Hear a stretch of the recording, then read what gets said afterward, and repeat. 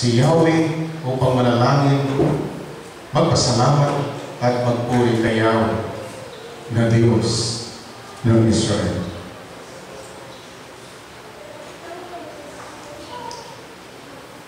Sa Ephesians chapter 5 verse 20,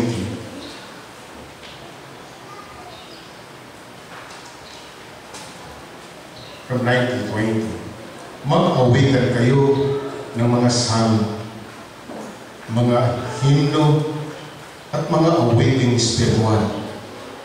Buong puso kayong umawa at magpuri sa Panginoon.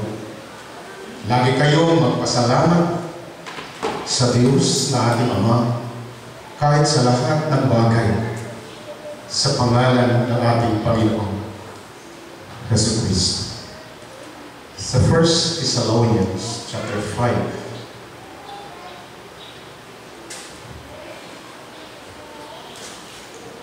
14 to 16.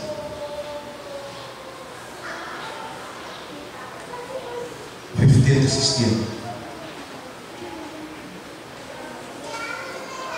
Mas 16 to 18. Magalak kayong lagi. Palagi kayong manalangin at magpasalamat kayo sa Diyos sa lahat ng pagkakataon, sapagkat ito ang kalooban ng Diyos para sa inyo, sa inyong pakikipag-isa kay Kristo Jesus. Tayo ang nanalangin. Panginoon naming Diyos, ang tatlong mga babasahin mula sa First Chronicles, sa Efeso hanggang sa Thessalonica ay mga talatang nagpapaunawa sa amin na kami ay dapat tumulog sa iyo at magpasalamat sa kabila ng mga pangit na karanasan, sa kabila ng mga matinding kabibuan, kawalan ng pag-asa. Dapat kaming magpasalamat, O Diyos, sapagkat kami ay narito buhay na buhay. Kami ay inyong pinagpala sa maraming mga bagay. Ngayong umaga, O Diyos, muli mo kaming bigyan ng pagkataon, lumapit sa iyo at pasalamatan ka. Sa pangalan ni Jesus. Amen. Purihin natin ang Panginoon.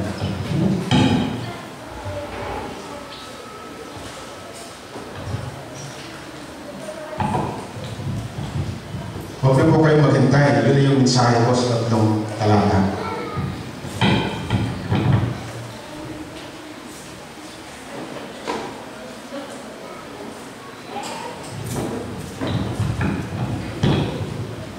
Naghanda ako ng sermon, kaso yung sermon ko parang hindi ko matatapos.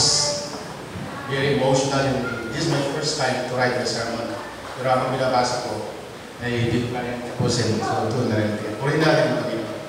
Ngayong umaga, ay this is an extension of my preaching. No? The chairperson whose ministry requested me to explain. Ngayong umaga, ay this is a 3-in-1.